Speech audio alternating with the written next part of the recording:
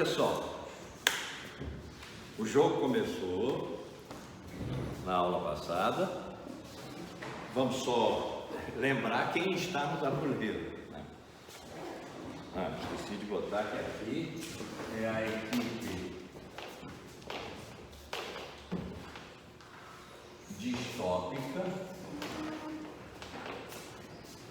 E o sentido de distópico a gente já estabeleceu, né? Aqueles que, em função do anunciado fim da verdade, e não é só fim da verdade, aqueles que se põem já depois de a verdade ter acabado, verdade, consequentemente, o real que vai com ela e vice-versa. Do ponto de vista de tempo, de futuro,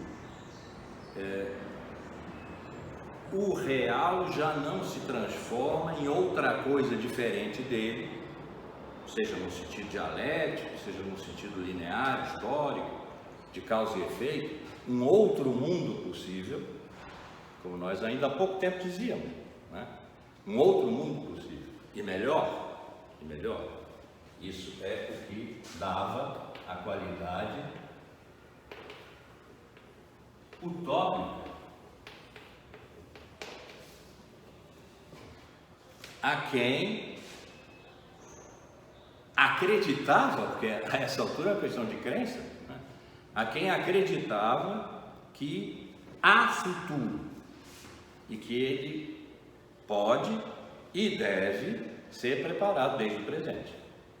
Ou seja, que de certa forma o futuro pertence ao presente e ao passado, a essa dinâmica de tempo que vai rolando na direção da diferença. Que existe diferença no tempo. Para os distópicos, o futuro é sempre alguma coisa que advém pós-catástrofe. E a catástrofe é a pós-verdade. Ter deixado de haver qualquer possibilidade de referência a um real que se sustente em si mesmo, que se garanta, como foi a compreensão do real desde Aristóteles, que por isso veio para cá, até o final da Idade Média, Santo Tomás. Isso significa 17 séculos, né? Um bocado de tempo. Foi essa a compreensão. O real se garante. Nós é que não nos garantimos, nós é que podemos errar. O real nunca está errado, mas nós, na apreensão dele, podemos errar. E por isso é que a verdade é a grande questão. Na verdade reside o erro. E, portanto, uma traição ao real, não intencional.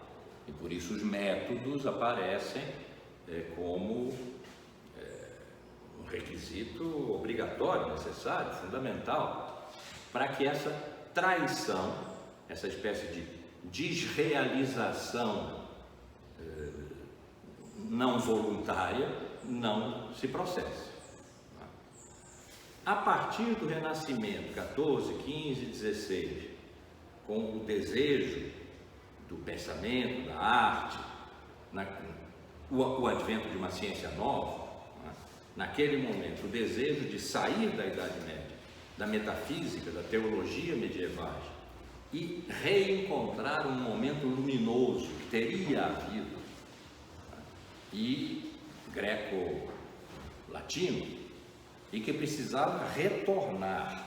Isso significava retornar a Platão, o verdadeiro Platão, como eles diziam. Não, digo eu, o Platão neoplatônico de Santo Agostinho, atravessado de religiosidade, de Deus, mas Platão mesmo. Então, sobretudo os florentinos, os italianos, né, saíram procurando todos os resquícios encontráveis nas bibliotecas dos mosteiros medievais, onde esse passado glorioso podia estar contido. Então, esse Platão reencontrado, que eles consideram ter reencontrado, introduziu uma distância significativa entre o que somos nós e o que é o mundo. É injusto dizer que isso é um platonismo, como é incorreto e tolo dizer que Descartes foi um novo Platão. Se diz muito isso. Descartes está para Platão como seus adversários empiristas ingleses estão para Aristóteles. Isso é uma tolice, é não levar em consideração a história e as enormes diferenças que foram estabelecidas entre aquele momento platônico, aristotélico no século IV e o momento no século XIV, 10 séculos depois, em que aquele acordo entre razão e fé, o acordo teológico, foi feito e não há mais o Platão platônico, nem o Aristóteles aristotélico gregos, muito menos que Descartes tenha sido uma retomada de Platão.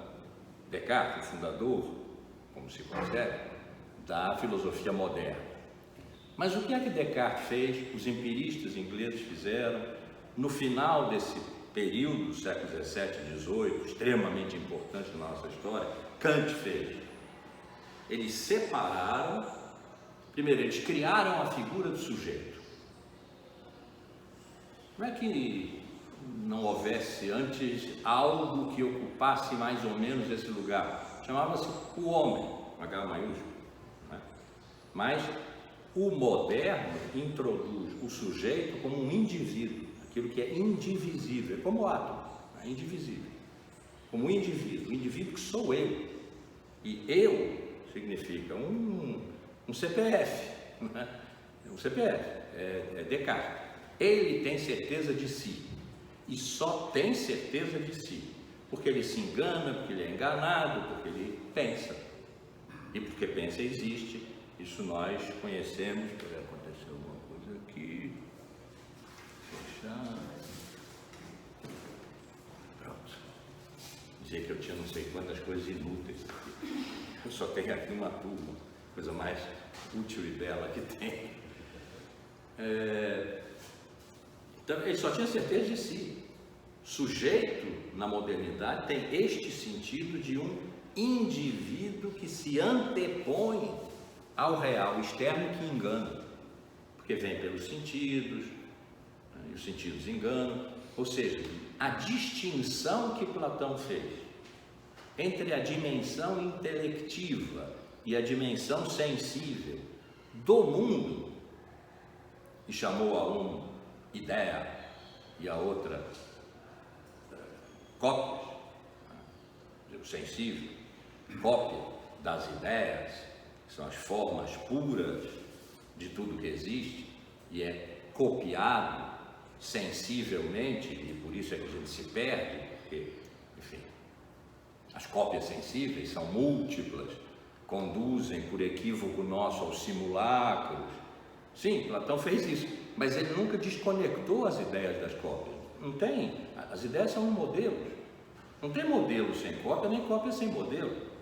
Se perguntasse a Platão, ali numa prova de múltipla escolha, pensada cartesianamente, o que é o real? Ele ia dizer as ideias e a realidade sensível, na sua conexão. E ia levar a zero. Porque as ideias, agora comigo, para Descartes, estão na mente do sujeito que é um indivíduo. E são inatas. E o sujeito trabalha sobre as ideias. É aqui que ele encontra a verdade, na forma do discurso, bem trabalhado pelo método. É no discurso do método que Descartes diz o famoso penso, logo existo. Então, é no pensar ao qual não pertence o seu corpo, por exemplo, que está alienado na natureza. É coisa extensa, ocupa espaço, mas não pensa. De modo que o corpo de Descartes não faz parte do sujeito de Descartes. Então, essa separação que Platão não fez, de modo que, por isso é que eu digo, é uma tolice dizer que Descartes repete Platão à maneira moderna. Não, quando o sujeito é introduzido como indivíduo e centro de tudo que há, tudo, inclusive os universais de pensamento e de linguagem, precisam passar pelo sujeito, pelo crivo do sujeito. Ele tem que autorizar para que isso funcione. Começou uma separação entre o que é do pensamento, do conhecimento e o que é do real. E o real saiu aí bastante bombardeado, porque ele só se apresenta pela via sensível e os sentidos enganam, e é preciso duvidar deles para poder encontrar uma verdade indubitável, e essa verdade é o sujeito. Então, essa operação não é pós-moderna, não é do final do século XX, ela é do século XVII, ela é de Descartes. No final do XVIII, Kant, é como se estivéssemos dizendo numa roda de chope, Kant, Descartes, Hume, Berkeley que disse: eu vou elaborar minha filosofia sem levar em consideração a hipótese de um real externo a ela, porque a sua materialidade me é embaraçosa. Ora, Pinóquio, o que tem que seja embaraçosa a ele? Ah, mas é que ele é o sujeito. Portanto, ele decide quanto a isso, né? Então está lá Locke, Berkeley, Hume, os ingleses e Descartes e Leibniz, quem sabe até Spinoza poderia estar lá, né? Spinoza vamos tirar porque ele é uma grande exceção na história da filosofia. Com Kant na mesa e se lamentando porque existe um real lá fora, nós não conseguimos conhecê-lo porque ele só vem pelos sentidos, ele não entrega a sua essência. Então nós tivemos que destruir essência, substância, causalidade, tudo isso que veio lá de Aristóteles, nós tivemos que destruir porque afetaria negativamente o sujeito, já que o sujeito o que quer é conhecimento verdadeiro. Um conhecimento que não é verdadeiro não é conhecimento nenhum. Nós precisamos saber quais são os critérios segundo os quais podemos dizer que o conhecimento é um conhecimento mesmo, é verdadeiro. E isso se passa no sujeito, o real não se entrega. E aí Kant poderia ter dito: meninos, vocês estão sofrendo por nada, porque as coisas em si, quer dizer, o real, ele mesmo, esse de que Aristóteles tratou, substância, composta de forma e matéria, um princípio de individuação que faz as diferenças entre as coisas, essas carteiras aqui nessa sala, todas diferentes entre si, numérica e qualitativamente, elas são diferentes, aparentemente elas são diferentes. No entanto, há entre elas uma equivalência que me permite extrair dessa matéria a forma, e a forma é a essência, que vale para todas as carteiras, a carteiridade que vale para todas as carteiras. Isso que lá Aristóteles fez, vocês não podem mais fazer, mas é que não faz parte do processo de produção do conhecimento, do processo de produção da verdade. Essa se passa toda no sujeito. E eu posso demonstrar sem nenhum recurso a um real externo, à coisa em si, ao número, como ele chamou, né? Proposição a fenômeno, ao número, o lá fora, sem nenhum recurso ao lá fora, mas também nenhuma mágoa com o lá fora que não se entrega a mim, nenhuma tristeza porque eu não posso ir lá e trazer alguma coisa verdadeira para mim, nenhuma melancolia aristotélica, né? Eu vou demonstrar a vocês como a produção da verdade se passa toda exclusivamente no sujeito, não em mim, no William, na Ana, né? Sujeitos individuais, mas nos sujeitos que nós somos todos igualmente. E aí criou uma ideia que é a transcendental. Não é o transcendente é Deus, é o que está acima e além. Transcendental é, para Kant, uma espécie de software que gira em todos nós igualmente. Nós podemos usar bem ou mal. mas ele gira igualmente em todos nós, determinando as condições da sensibilidade, as condições da inteligência e produzindo no final o conceito, que ele chamou de juízo sintético a priori, que é a verdade. Nada sai do sujeito e sua potência de produção, nada precisa se referir a alguma coisa lá fora. Então vejam que nesse processo moderno, seja da forma um pouco melancólica, um pouco zangada, reticente, de Descartes, Bert, Hume, Locke, Leibniz ainda, né? Seja da forma aliviada quase, livre de Kant, o real tomou muito sarrafo, né? Foi sendo alienado. No século XIX houve uma recuperação, né? Quando Hegel, por exemplo, constatando, imagino isso, né? Constatando que o que os primeiros modernos, os séculos XVII e XVIII fizeram, foi a separação entre o que é da razão e o que é da sensibilidade, uma separação irreconciliável. Não é como as cópias e os modelos e as cópias de Platão, que podem escorregar para os simulacros, para os enganos, mas que nós podemos trazer de volta e reconciliar. Não tem conciliação possível. Então ele propôs, é o axioma de Hegel, inicialmente indemonstrável. O que ele está dizendo é: eu vou me opor a isso, dizendo que todo real é racional e todo racional é real. E essa distinção excludente que eu chamo primeiros modernos, no motivo estritamente didático, vamos dizer assim, eu vou eliminar essa exclusão. E aí isso ele faz pela dialética, enfim, houve processo, né? O século XIX recuperou o real, mas numa dimensão ou bem muito idealista, que foi a de Hegel, ou bem numa dimensão catastrófica, que foi a de Nietzsche. Nietzsche condenou o real, mas o real ideal, aquele de Platão, de um mundo ideal, de um mundo suprassensível, e disse: só há um mundo, e não é o mundo das aparências, que assim se pensava, né? Platão disse: existe o mundo das essências, existe o mundo das aparências. Não, conversa, não é o mundo das aparências. Depois que eu destruí o mundo ideal, isso ele faz num fragmento do Crepúsculo dos Ídolos, de como o mundo ideal se tornou fábula.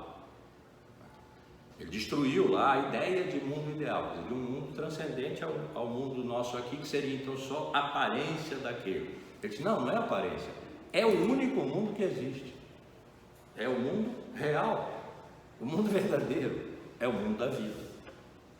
Então, por um caminho bem diferente do de Hegel, ele também recuperou o real, numa dimensão diferente de todas as anteriores, incluindo Hegel, em que a distinção entre sujeito e objeto estava sempre valendo, no período moderno, do 17 para cá, já um pouco do Renascimento em diante, né? Mas do 17 para cá, Cassian do 19, formalizadamente. Então, o século XIX recuperou o real, vamos dizer assim, sem muitas qualificações. E o século XX, que eu considero um herdeiro, sim, mas um mau herdeiro do século XIX, herdou mal de Hegel e herdou mal de Nietzsche, que são os dois grandes faróis que, por oposição, iluminaram o século XIX e constituíram a expressão do paradigma do século XIX, paradigma história, né, que o século XIX produziu, foi uma grande revolução paradigmática. Então, isso tudo é para dizer que o real chegou ali no final do século XX, na época dos pós-modernos, já um bocado enfraquecido, um bocado combalido De modo que dizerem, como os pós-modernos disseram, que não é que não haja mais real, claro que há, mas ele se tornou desinteressante. Como Lyotard disse, perdeu credibilidade. Perdeu credibilidade, não é falso, mas perdeu credibilidade nos termos de Baudrillard agora. É o hiperreal que interessa. O hiperreal são os simulacros, as simulações, e gostemos nós ou não disso, é disso que se trata na sociedade de consumo, nos termos de Debord, o espetáculo, a sociedade, diríamos nós hoje, dos algoritmos. Então é disso que se trata, não é mais do real mesmo, que se impõe a nós, que precisamos nos dobrar sobre ele, amorosamente procurando a sua verdade. Então, esse antigo esquema que vai reaparecer aqui, já introduzi um pouquinho agora, é o motivo pelo qual Aristóteles está sendo trazido para cá, para restaurar, em termos, esse clássico modelo de que existe mesmo um real e sua verdade, e que se relacionam reciprocamente real e verdade. No pós-verdadeiro, nesse mundo da pós-verdade em que nós nos encontramos, só a opinião. Mesmo os fatos objetivos valem tanto quanto qualquer outra opinião. Essa é a definição, né, de pós-verdade. É quando os fatos objetivos, na hora de tomar uma decisão, valem tanto quanto qualquer outra opinião. Você pode pegar ou largar e dizer a quem tenha uma opinião científica, por exemplo, a de que a Terra é redonda, dizer, mas essa é a sua opinião. Não foi assim durante 26 séculos. Tá? E agora é. Então isso é uma catástrofe, no sentido de um processo que se abateu violentamente sobre toda uma história, e nós estamos pós essa catástrofe. É nessa dimensão que uma luta, uma guerra, eu ia dizer fraterna, mas é que eles não querem saber da gente, mas mansa, né? Não é sanguinolenta, né? Entre quem acredita, é crença nesse momento, vamos ver se deixa de ser, mas nesse momento é crença, quem acredita que há um real em si mesmo, que se comporta realmente como algo que tem uma identidade e vai se diferenciando de si, o que, posto, por exemplo, no plano da história, significa o tempo que é o nosso é uma diferenciação de um tempo que não foi nosso passado, e que nos pertence agora, porque o presente é uma diferenciação do passado. E haverá futuro, porque há passado, porque houve passado. E o presente, que é o nosso, é um futuro desse passado. Se a gente estiver no lugar do passado, o presente, que é o nosso, é um futuro desse passado. E haverá um futuro do nosso presente, quando o nosso presente se tornar passado. E é assim que a história progride. Essa é uma ideia do século XIX. Progresso, evolução, desenvolvimento, tudo isso está sendo limado quando se diz que não é mais história, que a história acabou. Que agora nós estamos no plano da repetição tecnológica, em que as diferenças se fazem por gerações tecnológicas. Primeira, segunda, terceira, quarta revolução tecnológica, e sei lá quanto de iPhone, está no 13, eu acho, que as pessoas correm para a porta na hora do lançamento, porque primeiro iPhone possuído pela primeira pessoa que chegou lá é um acontecimento na vida. E, no entanto, qual é a diferença ali? Continua sendo um iPhone, tem algumas funcionalidades a mais, funciona diferente, mas tudo isso é, digamos, horizontal, é um aperfeiçoamento, não é uma diferença projetada para o futuro. O futuro não é outro que não o presente. Ele é, nesse sentido, distópico. Ele não tem um lugar na série temporal a que nós estamos acostumados. e que precisamos, sem dúvida, rever de passado, presente e futuro como se fosse uma relação contínua, causal, necessária e irreversível. Nunca o futuro pode se antecipar ao presente, por exemplo, mas os pós-modernos não fazem outra coisa senão antecipar o futuro ao presente. Quer dizer, as expectativas, na economia a gente vê isso. As expectativas estão ruins, aí a economia do presente quebra por causa de expectativa. O que é uma expectativa? É um virtual, é um lance em que se aposta que o futuro vai ser ruim. Então as expectativas estão negativas. A expectativa não é nada de real, concreto no presente. É um lance para o futuro. Mas esse lance para o futuro altera o presente. É como se o futuro viesse a fazer, o futuro um tempo virtual, viesse a fazer diferença no presente, um tempo real. Como se o futuro tempo virtual pudesse ser causa de alterações no presente, tempo real. Os pós-modernos nos ensinaram isso. Quando a gente vai a uma bolsa de futuros, é isso que a gente está fazendo. Esse é o empreendimento de apostar numa bolsa de futuros que daqui até o fim do ano tais e quais coisas vão acontecer.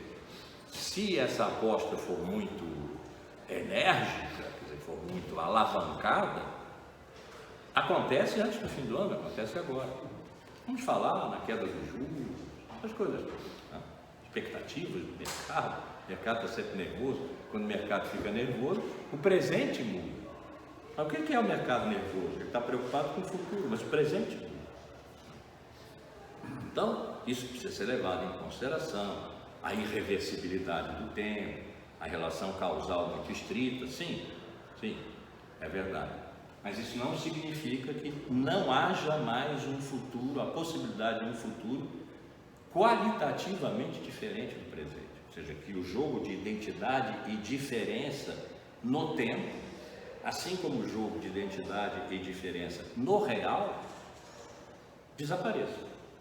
Mas é o que, do ponto de vista da pós-verdade, o fim da verdade, em que nós nos encontramos, em parte sim, em parte não, senão esse jogo não seria possível, né? Se põe. Então o jogo foi montado para ver, não é para nós que estamos jogando com as teclas, com as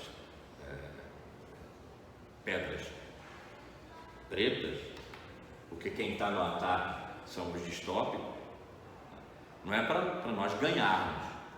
Eu espero, minha torcida é essa, que no final, pelo menos um empate dê,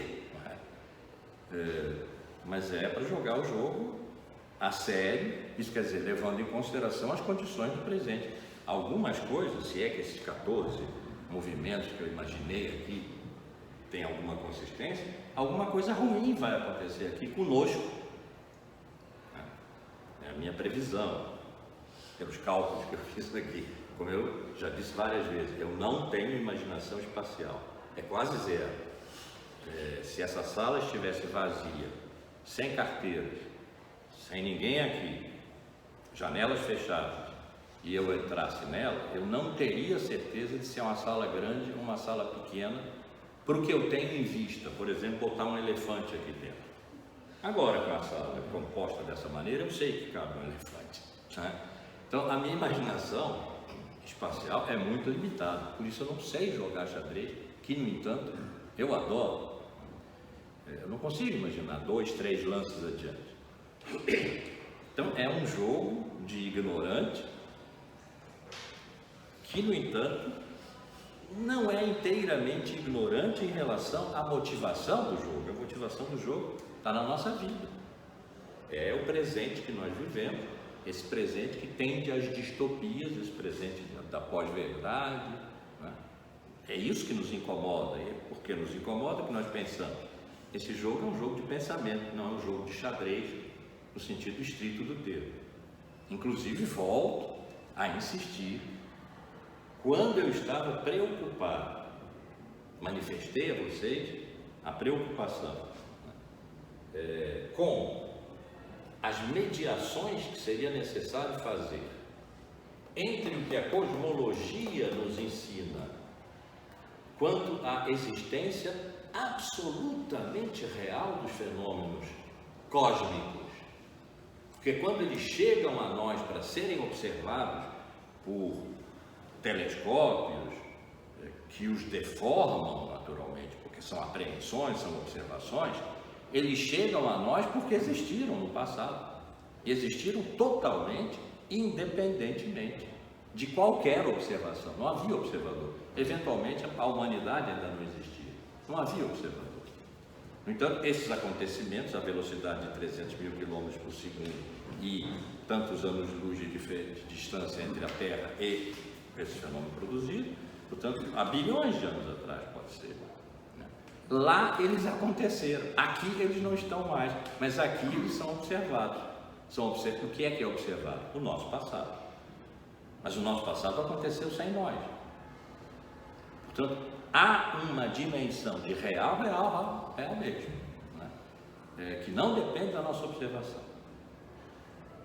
Agora, como é que se faz a mediação dessa dimensão infinitamente grande para esse termo médio aqui que nós nos encontramos, que também não é o infinitamente pequeno da física quântica, que nos ensina que sempre a observação interfere no observado, portanto o observador interfere pela observação no observado, porque o observado é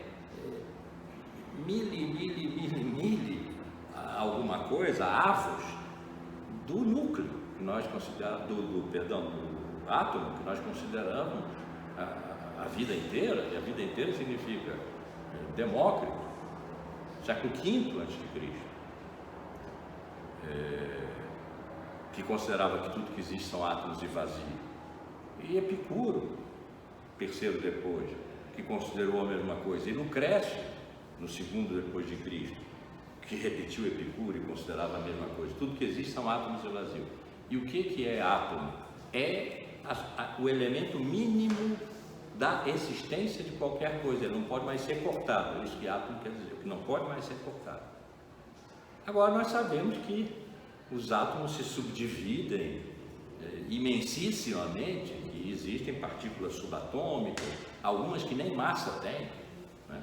Os hádrons, os leptons, os quarks, os mesons, enfim, os pósitrons.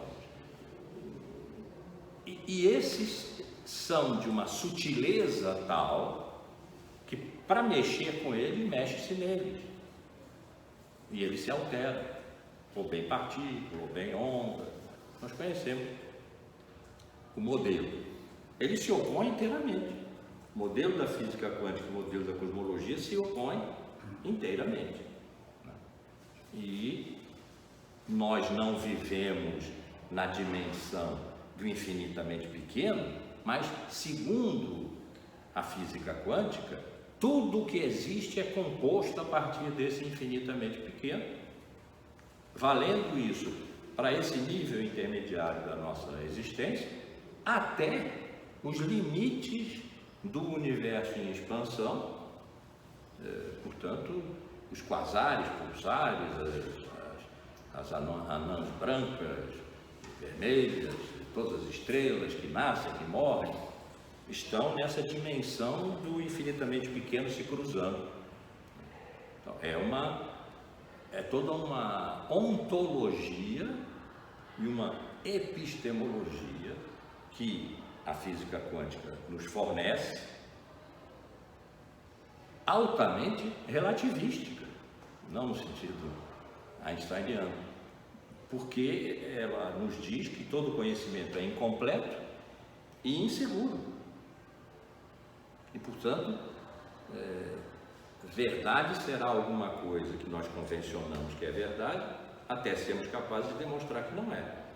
E é assim que a ciência progride, tentando desmontar as verdades convencionadas por quem pode convencionar os cientistas. Não é assim com a cosmologia. o que os cosmólogos nos ensinam é que o cosmos, na sua evolução, o cosmos é essencialmente histórico e na sua evolução ele produz as suas próprias leis. As leis cósmicas não são como as leis físicas aqui do nosso domínio, inflexíveis. Elas são dinâmicas e vão se alterando à medida da passagem do tempo. O cosmos vai se alterando segundo as suas leis, que a evolução do próprio cosmos vai criando. Isso está no limite da compreensibilidade nossa, tanto quanto a ideia de que demonstra-se a existência de um real em si mesmo, porque ele já passou. E quando passou, nós não estávamos observando. Portanto, não é verdade que a observação determine o observado, porque a observação só vai ser feita milhões de anos depois, agora, pelo James Webb em órbita aí.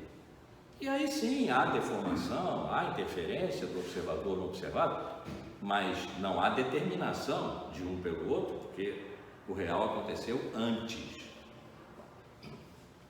Então, o quadro sendo este, era razoável que o primeiro movimento fosse o da física quântica atacando o território em que os pré-socráticos que caíram no jogo sem serem chamados. Vocês devem se lembrar disso. Eu estava severamente preocupado com como é que iria fazer essas mediações entre o infinitamente grande e o nosso domínio aqui, porque é aqui que nós queremos determinar se há ou não há real. Real em si mesmo, não o real do sujeito, ou o real das ficções, das simulações, dos simulacros, dos algoritmos, etc. É aqui para nós, é para as nossas vidas, é para as nossas vidas.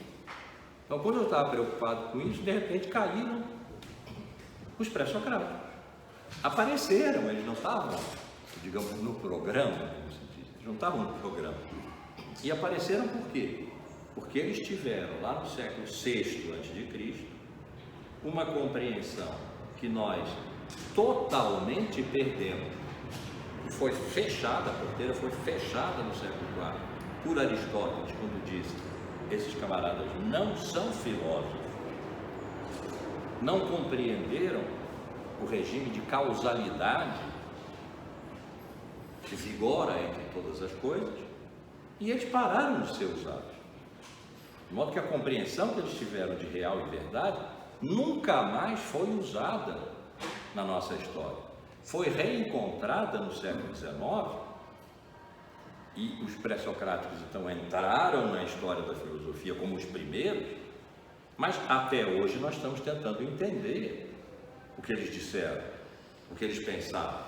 Nós não temos mais os livros deles, temos fragmentos recolhidos nos livros de outros, sem citação, sem nota de peripágina. Então, o trabalho de vidas inteiras, como a de Heidegger, por exemplo, passou a vida inteira tentando entender o pensamento pré-socrático em pré-socratéis, porque o pensamento filosófico no grego de Platão já não dá conta do pensamento pré-socrático, 2 séculos depois. Então, eles não estão na cotidianeidade das nossas formas de pensar. E é por isso que eu aposto tanto neles, porque eles não foram lixados, limados, corroídos pela passagem do tempo, dos ventos e das marés. Eles ficaram congelados, de repente apareceram e ainda não se deram totalmente a ver, a conhecer. Nós ainda estamos empenhadamente, amorosamente, esperançosamente, eu sim, esperançosamente, tentando compreendê-los. E por enquanto, o que nos parece, a alguns pelo menos, é que eles tiveram uma compreensão do real como a totalidade dinâmica do que existe, na qual nós humanos estamos incluídos, De modo que tudo que aconteceu a partir do século seguinte, século V a.C., dos sofistas, que foi os humanos se retirarem do resto do real, olharem para ele e decretarem, como os sofistas fizeram, isso tudo é caos, não pode ser conhecido e não há verdade. Ou porem-se igualmente diante dele, do real externo, esse paredão do fora, do externo, foi criado nesse momento. Então, diante do real externo, os filósofos, os opositores dos sofistas, nos disseram que não, que é verdade, por um lado, que o real, aí externo, é caótico, mas não é verdade que ele não contenha em si um princípio de inteligibilidade, que por mais difícil que seja sacar desse caos, é possível. E isso é a verdade.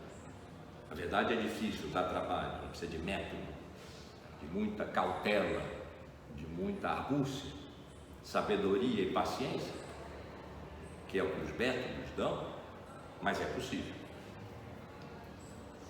Os pré-socráticos nunca puseram o humano fora da totalidade do que é.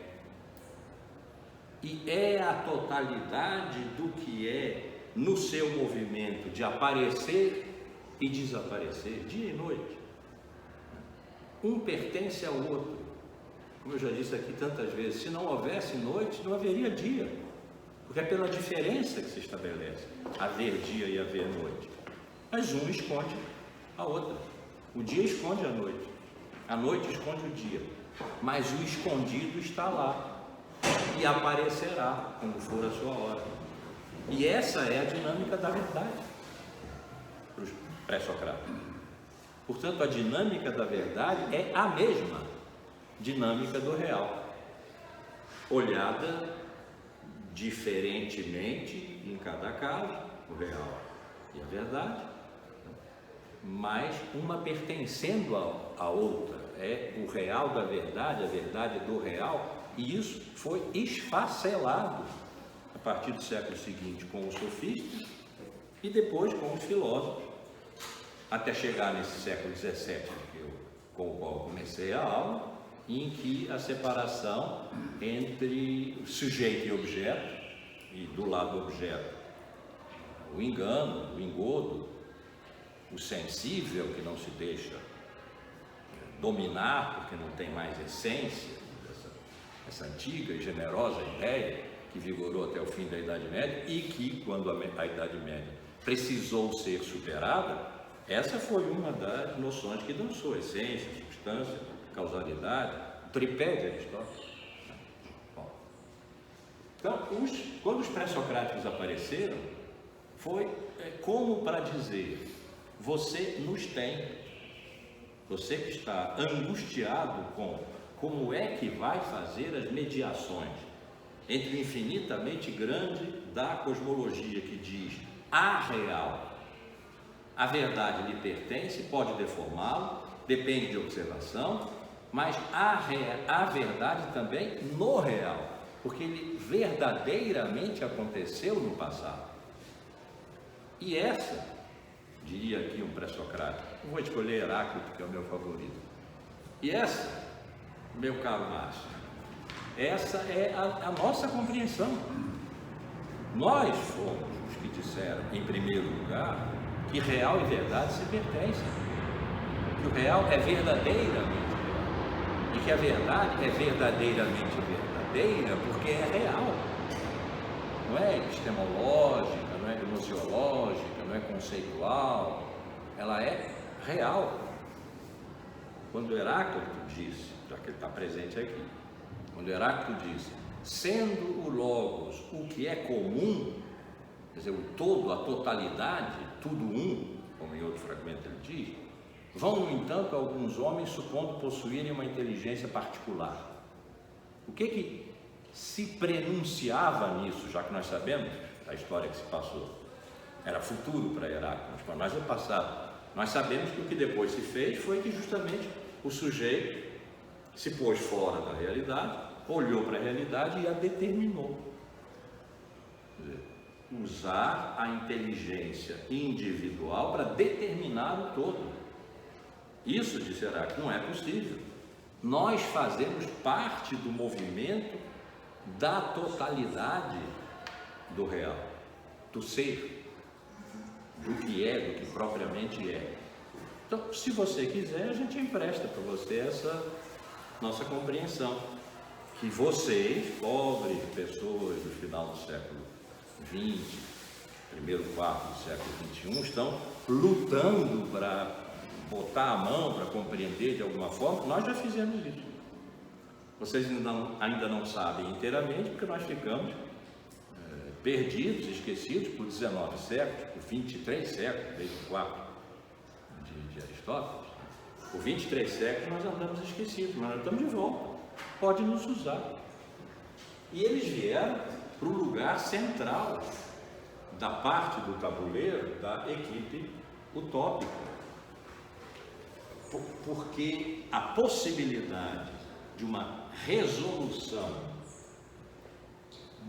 dessa equação complicadíssima que nós temos aqui diante de nós e que se expressa no termo pós-verdade, possivelmente está aqui na recuperação dificílima, totalmente não óbvia, do pensamento pré-socrático sobre real e verdade. E é por isso que os pré-socráticos são o opositor direto da pós-verdade e vice-versa. E chamei também a atenção para o fato de que, como os pré-socráticos não obedecem, não podem obedecer sem deixar de ser, que são os pré-socráticos, a nenhuma das regras que foram instituídas depois pela filosofia e pela ciência, nós vamos ter movimentos arbitrários aqui nesse tabuleiro, determinados por eles. Bom, tudo isso dito, era natural que o primeiro movimento fosse no plano da ciência, que é o plano determinante desde o século XIX. Apesar de Hegel, apesar de Nietzsche, da grande filosofia romântica alemã, que foi a filosofia que reagiu ao iluminismo do século XVIII, sobretudo o iluminismo francês, e que deu grandes pensadores, grandes filósofos no século XIX. Apesar disso, no século XIX, a ciência tomou o trono da verdade. Havia vários pretendentes à verdade desde o Renascimento. A arte era uma. A arte descobriu a terceira dimensão. Pôs numa tela de duas dimensões a ilusão de uma profundidade. E com isso determinou uma natureza do que é real, que não era da Idade Média, em que não havia profundidade. Na tela tudo tinha a mesma proximidade, vamos dizer assim. A diferença era feita por um menor e um maior, mas aquelas perspectivas, aquelas linhas que correm para um fundo e que reproduzem o real tal qual ele se apresenta ao pintor, mas isso precisa ser levado com grande cautela, reproduzem o real tal qual ele se apresenta, nada disso é óbvio. Então, os pintores, como os escultores do Renascimento, que pretendiam recuperar a escultórica grega, sobretudo, grega e romana, instituíram um regime de verdade do aparente.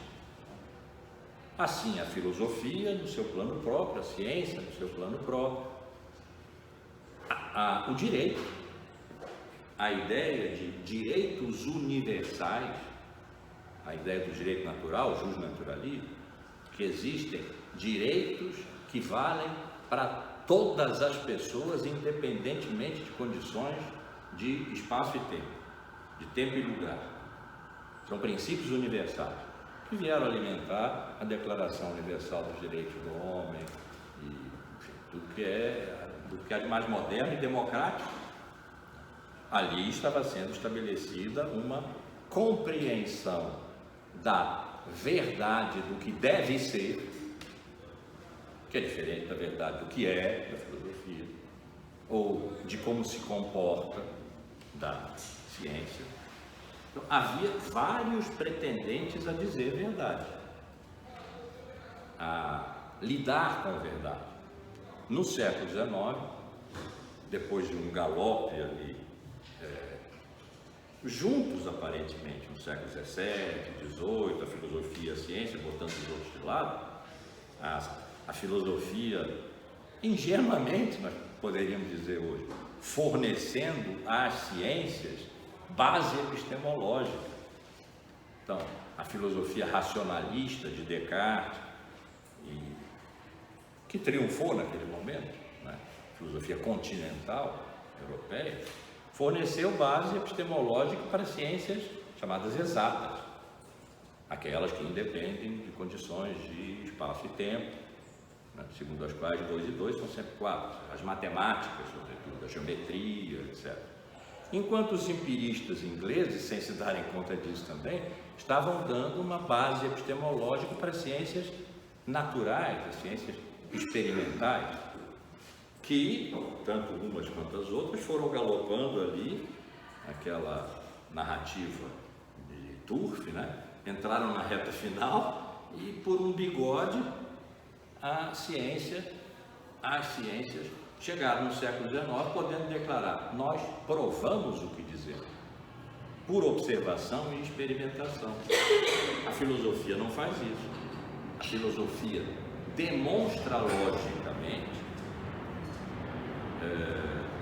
retoricamente. Nós não. Se nós estabelecemos um protocolo de um experimento, ele pode ser reproduzido na Mongólia exterior ou na Patagônia, vai dar o mesmo resultado. Então, a verdade está conosco. Então, desde o século XIX, e apesar das grandes reações subitamente assustadas da filosofia naquele momento, né? Sobretudo Hegel e Nietzsche, mas não só, Fichte, Schelling. Fichte escreveu sobre a ciência, sobre a ciência positiva, positivista da sua época. Ele queria, de certa forma, ser um cientista, um filósofo cientista. A coisa estava fervendo ali. E no século XX, realmente a ciência entronizou-se, trocou alguma posição com as técnicas e o imaginário tecnológico, um paradigma tecnológico, tecno-hífen-lógico, tem dois radicais aqui, né? O saber saber e o saber fazer, se fundiram lá pela década de 40 do século passado, é a minha hipótese, não vai dar para estender aqui, mas lá pela década de 40, durante a Segunda Guerra, mais para o final da Segunda Guerra, operaram-se certos fenômenos que hoje, olhando para trás, nos indicam que a relação entre verdade e sua aplicação ao mundo já não estava mais valendo. Era a eficácia que valia. E nessa hora a ciência se encheu de eficácia tecnológica, trocou-se com as técnicas, a subordinação das técnicas às teorias, as técnicas como aplicação da teoria, portanto, a prática como aplicação da verdade, né? Que tinham durado milênios, desde Aristóteles, que fez essa pergunta: o que prevalece, teoria ou prática? Não é que tenham se invertido, mas parearam e se somaram. Então, o ambiente tecno-hífen lógico, que é o nosso, é um paradigma que decorre do primado da ciência sobre a filosofia e todos os outros pretendentes à verdade, que se estabeleceu no século XIX e se alongou e firmou seriamente no século XX. É um dos motivos para se dizer que a filosofia acabou, porque o conhecimento verdadeiro é produzido pela ciência. A filosofia medita sobre a ciência, uma espécie de metaciência. Muito se diz isso.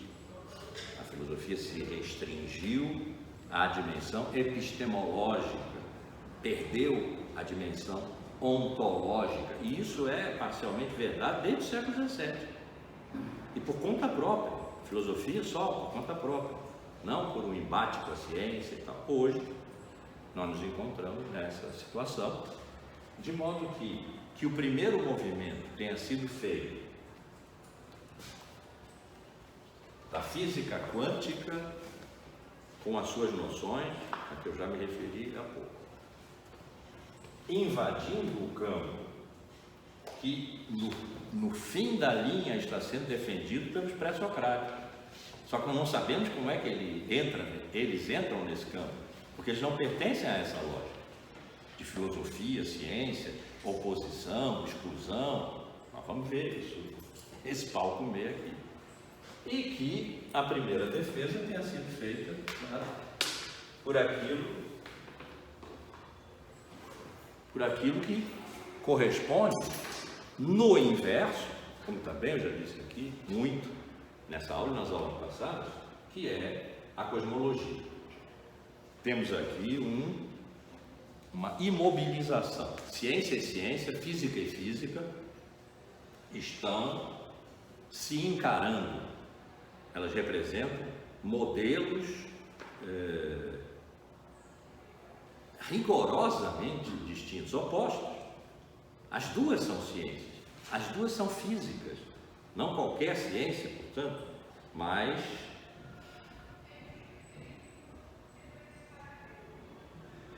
se opõem de A a Z. Agora deixe-me encontrar aqui o segundo movimento. O segundo movimento está aqui. O terceiro movimento, claro, parece claro. A física quântica tem, para este território aqui, dos distópicos, e tem a pretensão de dominar toda a territorialidade do pensamento, do conhecimento, uma qualidade de epistemologia implícita. Os físicos quânticos não desenvolvem uma epistemologia, mas a reflexão, inclusive deles, sobre o fazer da física quântica, que nos fornecem os princípios de incerteza, de incompletude, que são teoremas gerados pela física quântica e tem uma incidência imediatamente epistemológica. O que eles dizem é que, segundo o processo de conhecimento do real, de todo o real é constituído por essas partículas subatômicas. Lembram-se quando descobriram o último dos 4 quarks, o top, o bottom? Os nomes eram aleatórios, tinha o fuzzy, aleatório não, arbitrário, porque ninguém viu, eram suposições de existência num passado muito remoto, 13 bilhões e 700 milhões de anos, hoje é o cálculo que se faz do tempo do universo, tempo de história do universo. Deve ter havido lá um conjunto de partículas, energias, o que fosse, sem os quais o universo não teria sido o que foi. E como é que nós sabemos como é que o universo foi? Porque se não tivesse sido de determinado modo, não existiríamos nós, observadores do universo. Esse chama-se princípio antrópico. É porque existimos nós que observamos o universo, que o universo deve ter se constituído de tal modo que a vida possa ter aparecido e dar vida à consciência. Então deve ter existido. E quando se descobriu, então, o último quark, era um dos grupos de elementos, sub atômicos, foi uma festa nos arraiais da ciência. Quando, em 2013, se não me engano, comprovou-se, esse comprovou-se deve ser posto entre muitas aspas, mas é sério, comprovou-se por um experimento que foi uma simulação, do primeiro momento do universo, uma simulação. Mas uma simulação tão séria que havia gente séria com medo de que esse experimento se realizasse, porque ele podia se tornar uma singularidade absoluta que engolisse o universo. Bom, naquele momento fez-se um experimento que era uma simulação da origem do universo, se é que o universo teve origem, mas essa era a hipótese, para descobrir se um elemento subatômico, o bóson, que tinha sido postulado na década de 60 do século XX, pelo físico teórico Higgs, e nunca verificado, era uma hipótese, ia ser verificado ali por uma simulação tecnológica, um grande acelerador de hadrons do CERN, do grande centro de pesquisa de energias, de altas energias, da França, da Europa. E concluiu-se que sim, que ele existiu, quer dizer, lá nos primeiros milissegundos, ele passou. Foi chamado a partícula Deus, a partícula de Deus, porque sem ele não haveria universo. Né? Então, esse jogo da ciência física, mais avançada ciência, que trata da totalidade do que existe, né? Da ciência física, no modo experimental quântico, quer dizer, lidando com o infinitamente pequeno, tem uma evidente consequência epistemológica. Diz como é que se pode conhecer, em que condições, com que resultados, e que cautelas tomar: imprecisão, incompletude, incerteza, né? Que cautelas é necessário tomar para não dogmatizar os achados científicos comprováveis dessa ciência regida pelo modelo da física quântica. Ora, há aqui um conflito bem evidente. A física quântica e a cosmologia, não vou nem repetir, há um conflito muito evidente. Se a cosmologia prevalecer aqui, a rigor esse campo desaba, o campo distópico desaba. Quem vem então em socorro da física quântica?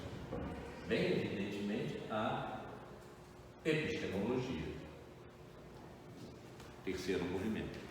A epistemologia vem assegurar à física quântica a sua qualidade de teoria da verdade. E que, portanto, a cosmologia, que vai ter que se garantir como uma teoria da verdade de outra natureza, não pode impunemente engolir. Vai precisar fazer um combate epistemológico. Vantagem aqui para os distópicos, porque eles estão dando a qualidade do combate. Ele vai ter que ser, nesse momento aqui, terceiro movimento, ele vai ter que ser epistemológico. Agora, um momentinho.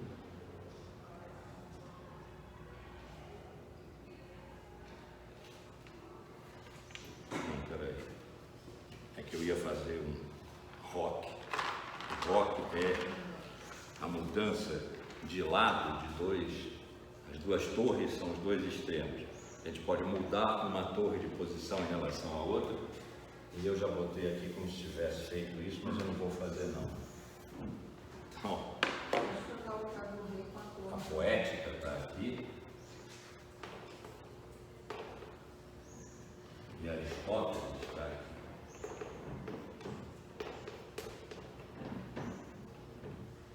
Não fiz o rock. O quarto movimento, então,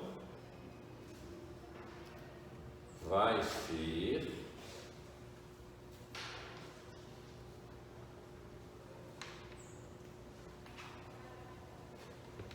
o que os distópicos estabeleceram foi que o jogo ou é epistemológico ou não é nada.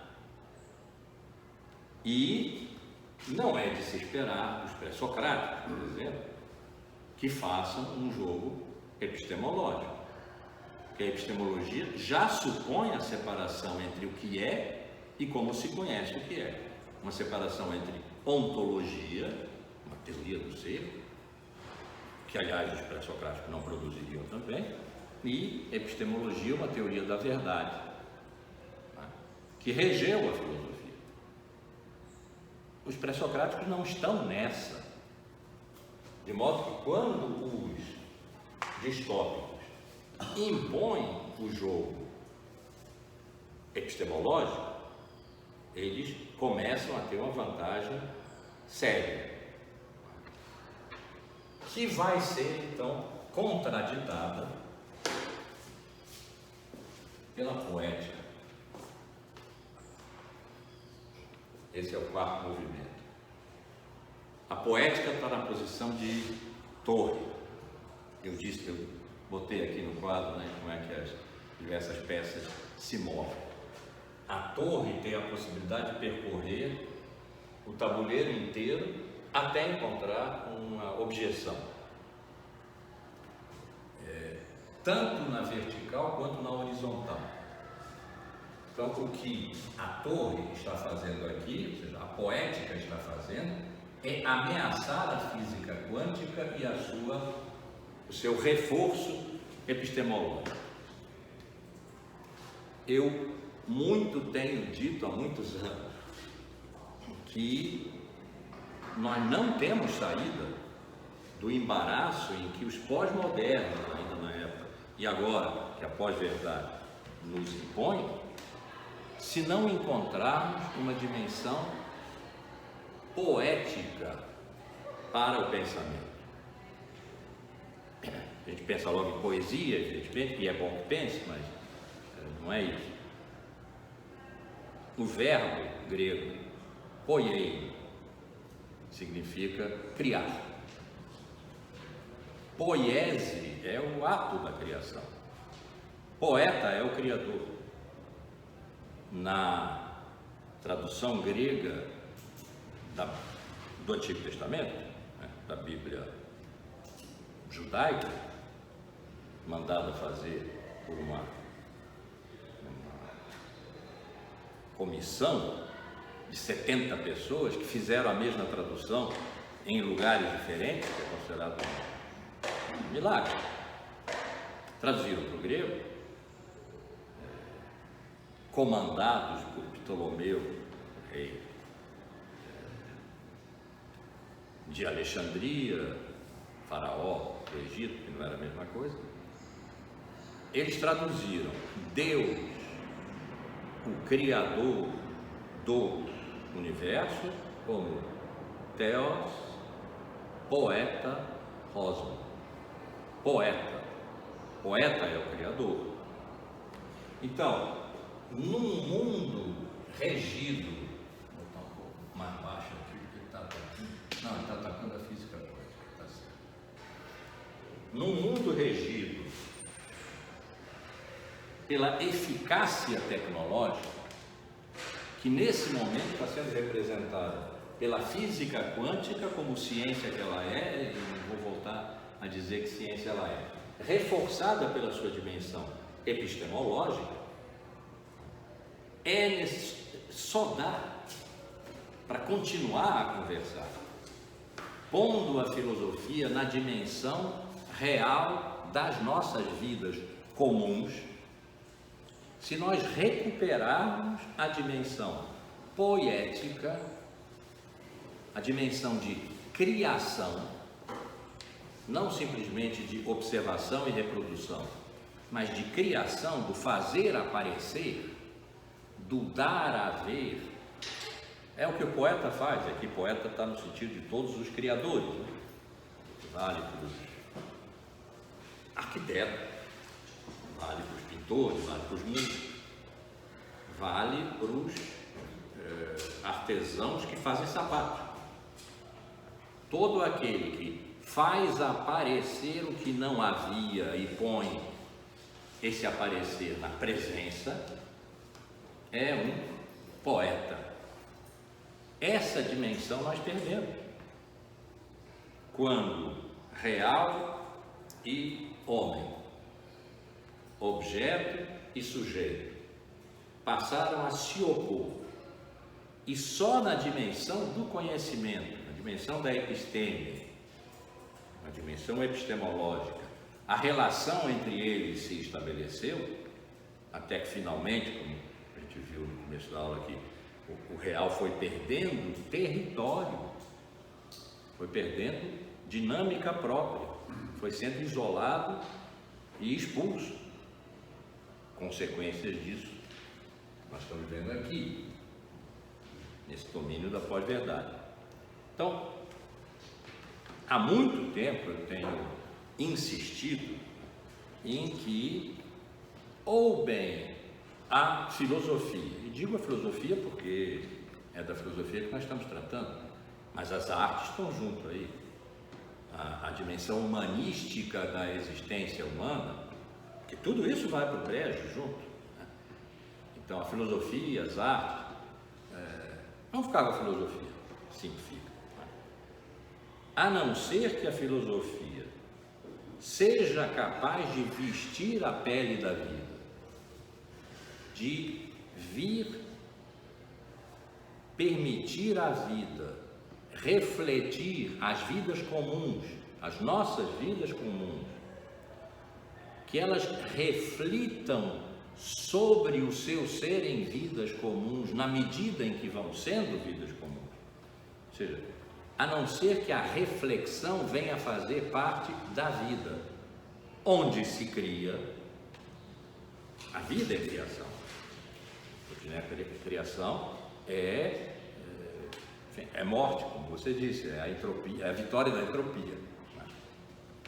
Então, a vida é criação, penosa, muitas vezes, né?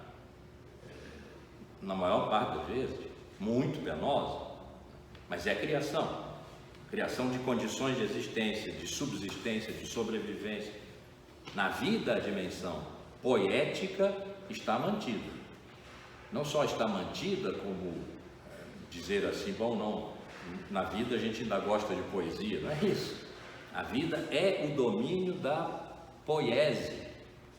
Se a filosofia conseguir tocar este lugar, a vida, ela tem espaço de ser. E aí dizer, bom, a filosofia acabou, não faz sentido.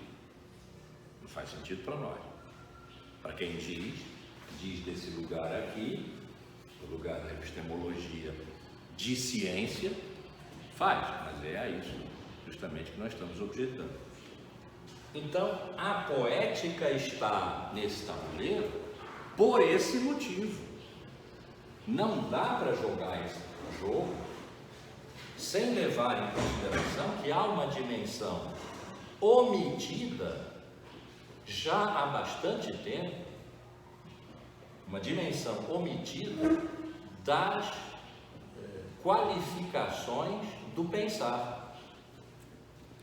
E essa dimensão é que o pensar ou bem é um ato poético, ou bem se aliena nas famosas torres de marfim, onde ficam os filósofos elucubrando nas nuvens, né? E não vem para o concreto, para o território aberto, para a planície da vida. Então a poética tem um lugar aqui, é um lugar defensivo, que no entanto pode atacar, uma vez que se trata de criar. Criar é fazer aparecer o que não está presente, é tirar do oculto algo que se manifesta. E a proximidade então da poética com os pré-socráticos, que tem essa mesma compreensão, o oculto e o manifesto jogam juntos. Quantas vezes eu tenho aqui o exemplo, hoje falei de dia e noite, é bom, o exemplo das marés. O que é uma maré?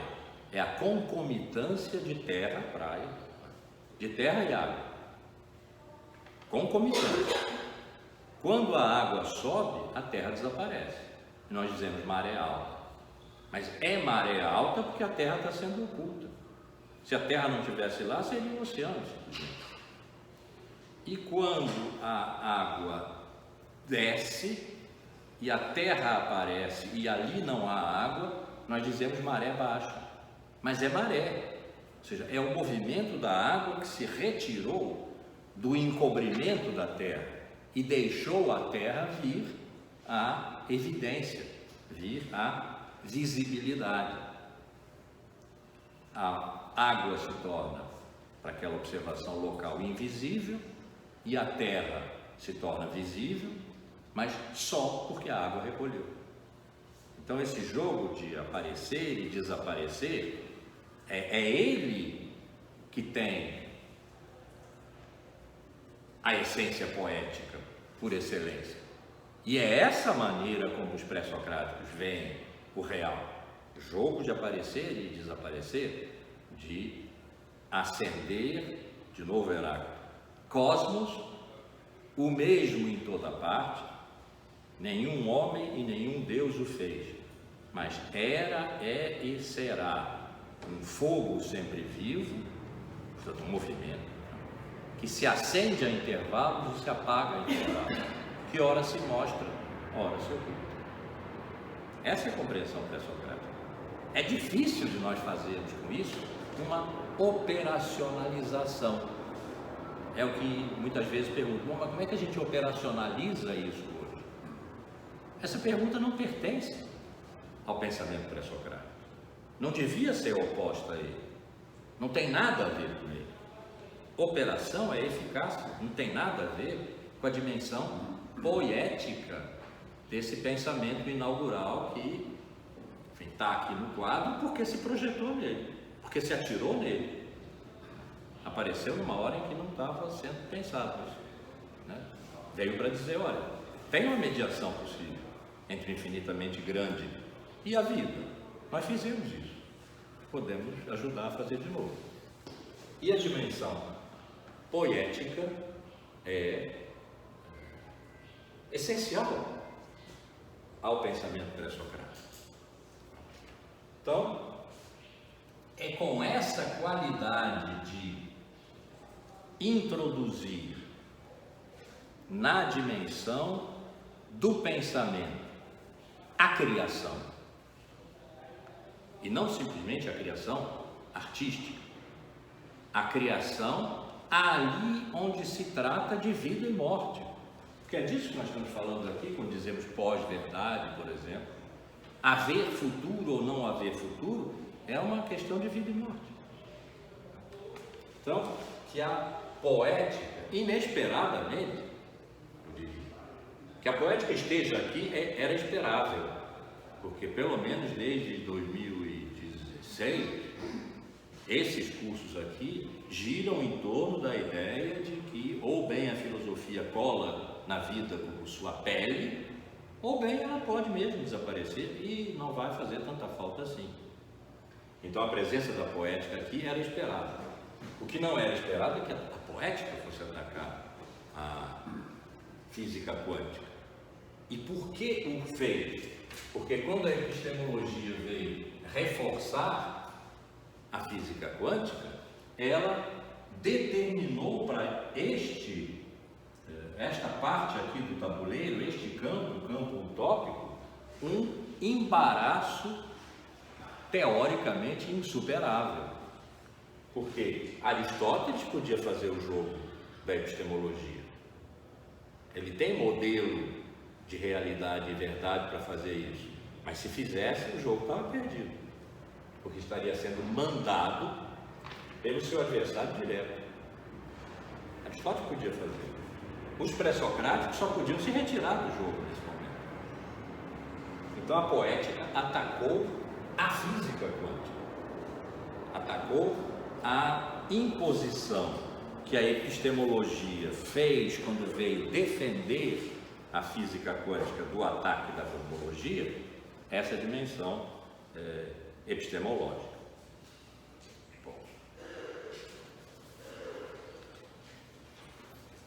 Aí acontece uma coisa triste.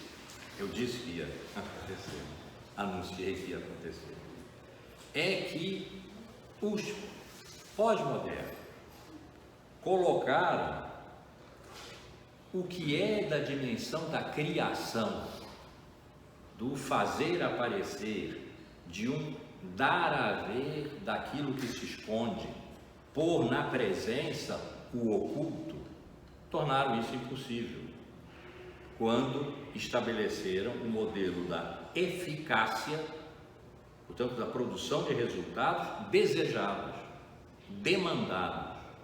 Não se trata aqui de criação. Há uma demanda. Um exemplo de que eu gosto: existem células tronco num banco de células tronco. Elas podem se transformar em qualquer célula, sob demanda.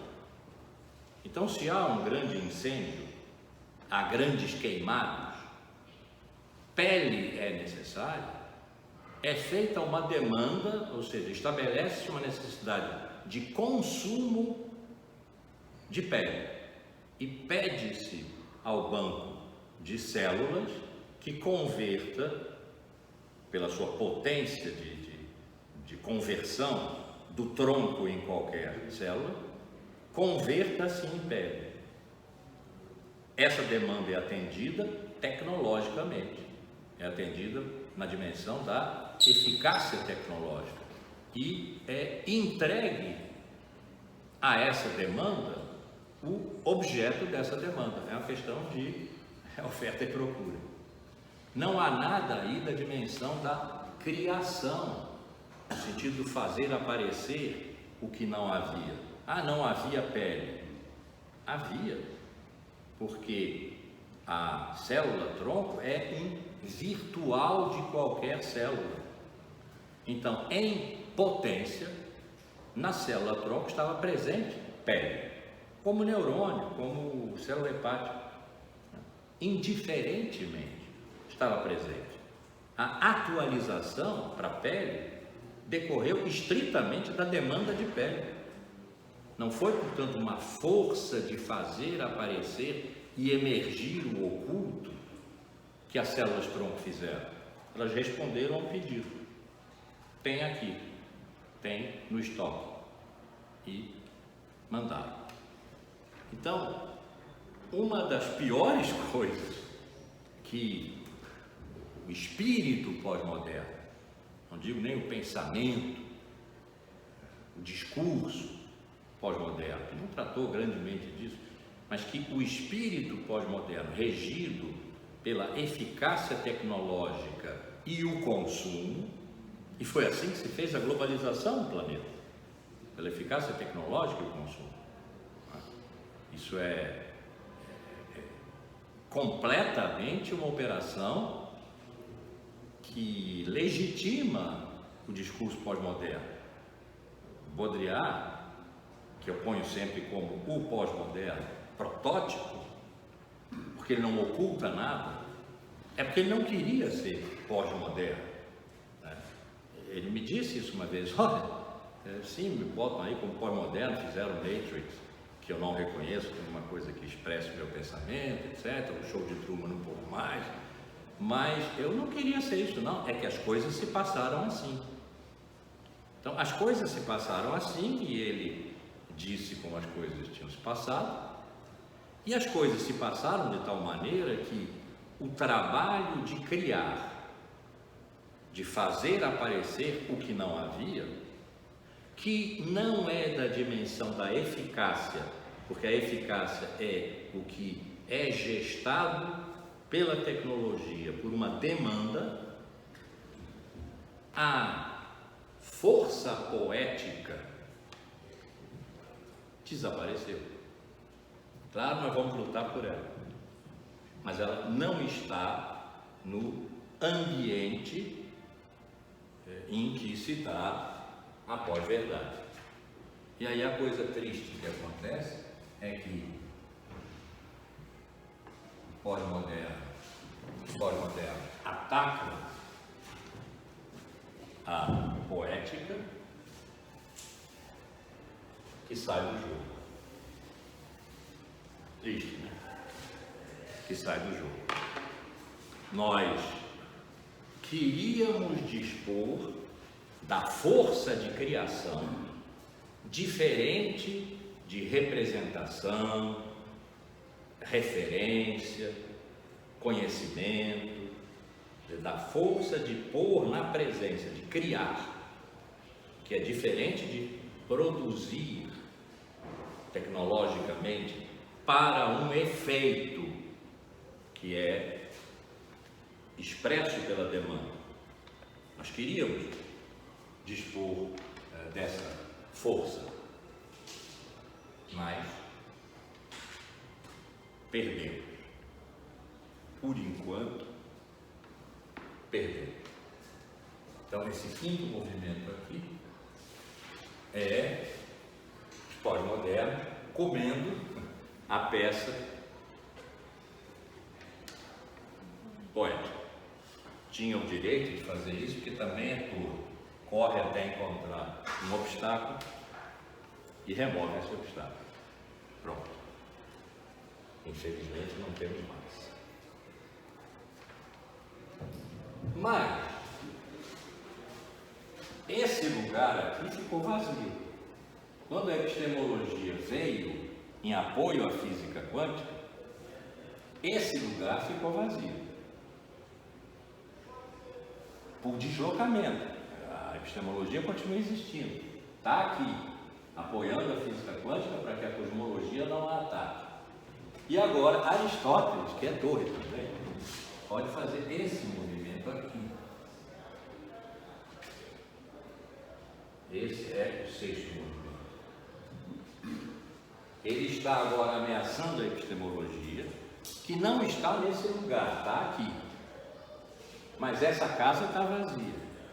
Enquanto Aristóteles estiver aqui, a epistemologia está ameaçada e a força de sustentação que ela está dando à física quântica está enfraquecida. O que é que aconteceu aqui? É que quando a aposta que nós estávamos fazendo na força de criação poética, capaz de trazer a filosofia para junto da vida, sair, portanto, da cilada epistemológica. A epistemologia é muito boa coisa, mas quando ela se impõe totalitariamente, ela é um enorme perigo. Então, nós supunhamos poder contar com a força poética para minimizar, certamente não excluir, mas para minimizar a força metacientífica da epistemologia, que estava aqui dando um reforço extremamente importante ao peso epistemológico que a física quântica vem tendo desde o século XX.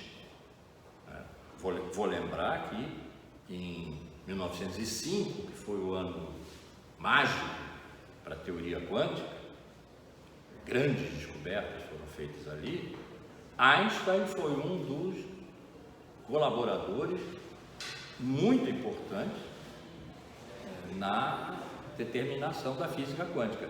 O prêmio Nobel que ele recebeu em 2017 foi por esse trabalho dele na teoria quântica de 1905. Eu falei 2017 à toa, não, 1917, né? Ele ganhou o prêmio Nobel. Foi pelo trabalho dele de 1905. Não foi pela teoria da relatividade de 14, 15, 16, que não tinha sido julgado ainda.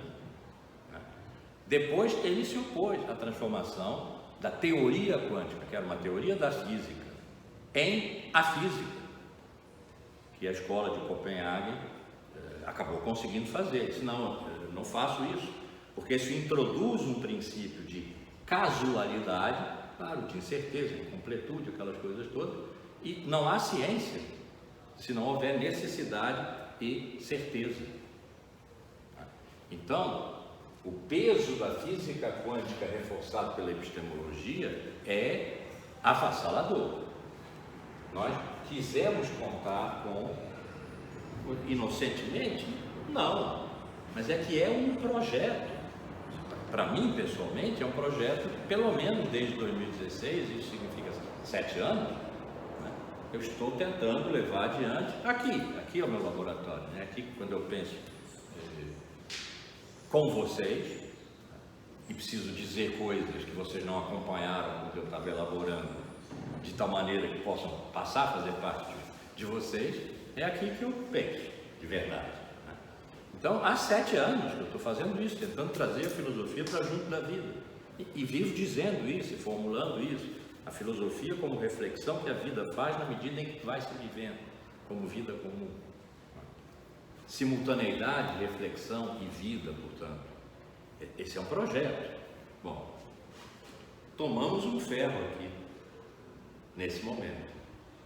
Os pós-modernos ainda estão impondo as regras do jogo, ainda não é o momento, ou nunca será, porque a pós-verdade pode ser uma realidade insuperável, e nesse sentido não haverá mais futuro. Futuro como diferença no tempo. Pode ser, não é à toa que nós estamos vivendo o momento da pós-verdade como um imenso desafio. Quer dizer, por que esse curso aqui e o curso anterior, com o mesmo título, né, estão se desenvolvendo?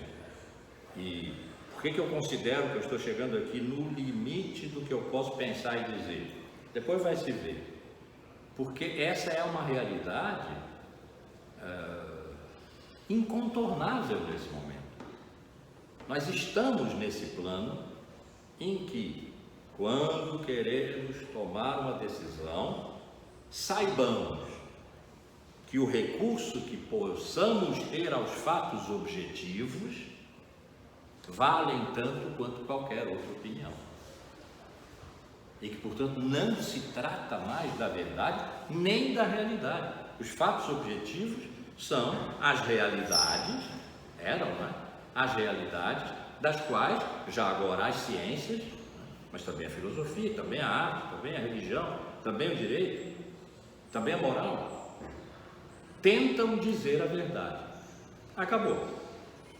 Isso aí é a sua opinião. Eu tenho outra. E é disso que se alimentam todas as polarizações que nós conhecemos, no plano político, catastroficamente, mas também no plano pessoal, no plano das relações humanas. Bom, então, ainda não era tempo para poética. Mas aí Aristóteles atacou a epistemologia.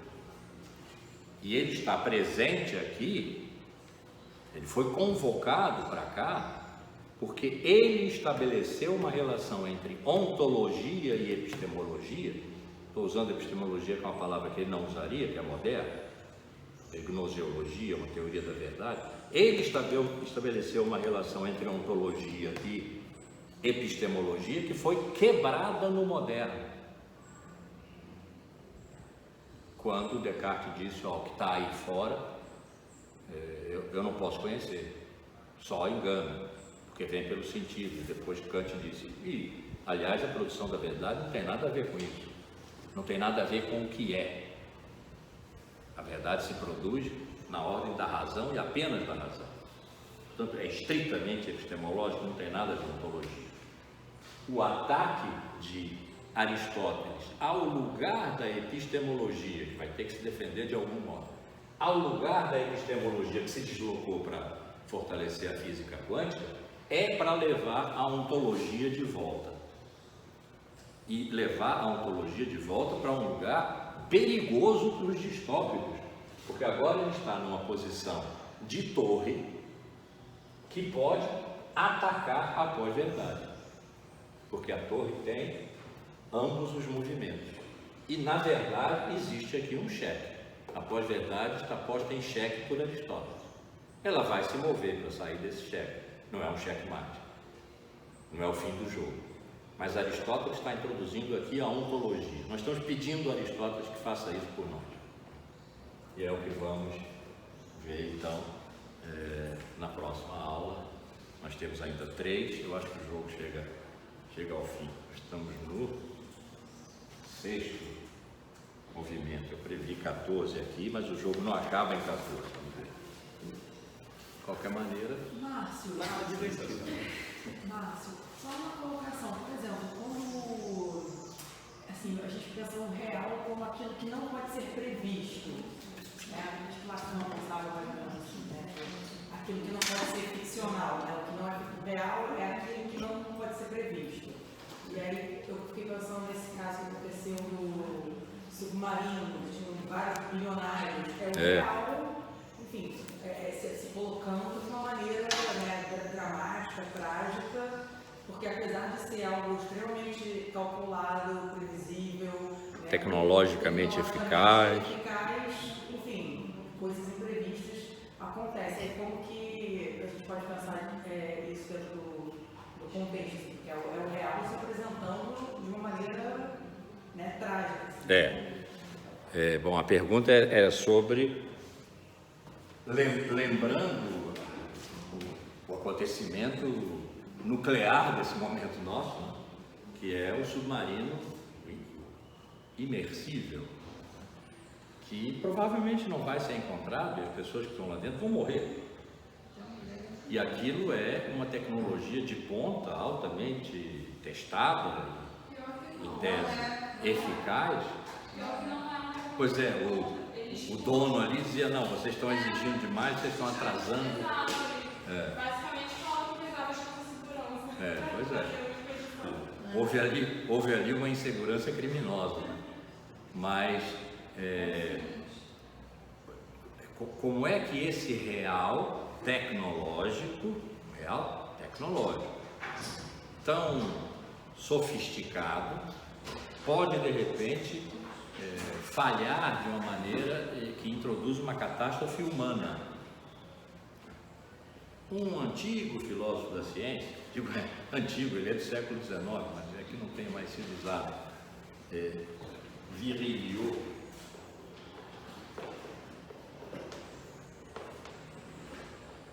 Paul Virilio, chamado no Brasil de Virilio.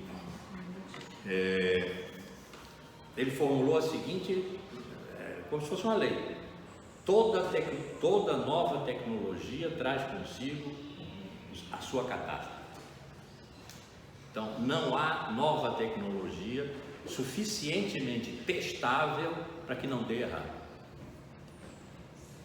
E aí está introduzida a questão do acaso, a dimensão do real, e o acaso, nesse sentido, joga a nosso favor, porque o acaso é essa dimensão poética, dito em relação a esse imersível, as próprias pessoas que provavelmente vão morrer aí, a palavra poética fica feia, né? Mas é essa, é o fazer aparecer o quê? O perigo. Ali há um perigo, no lugar da eficácia, que em geral se concebe como o dar certo.